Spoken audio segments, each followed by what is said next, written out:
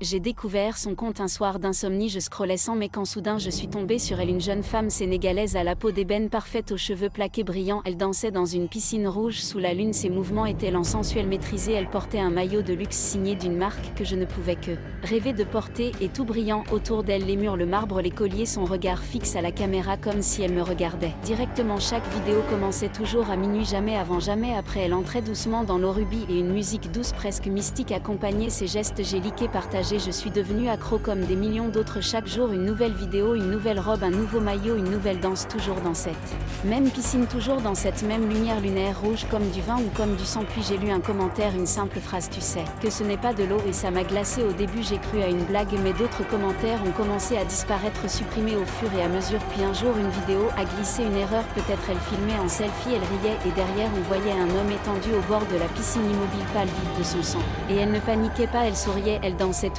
Elle a dit en wolof que c'était le prix à payer pour sa renommée. Elle sacrifiait chaque nuit un homme pour nourrir sa piscine. Chaque vue sur ses vidéos activait la malédiction. Elle devenait plus célèbre, plus belle, plus riche, pendant que nous perdions peu à peu quelque chose en nous. Je faisais des cauchemars, je vomissais parfois en regardant ses lèvres et je ne comprenais pas pourquoi. Un jour une de ses proches est sortie du silence, une cousine. Elle a dit que la piscine n'était pas une piscine mais un ancien puits appartenant à une lignée de prêtresses occultes interdites depuis des siècles.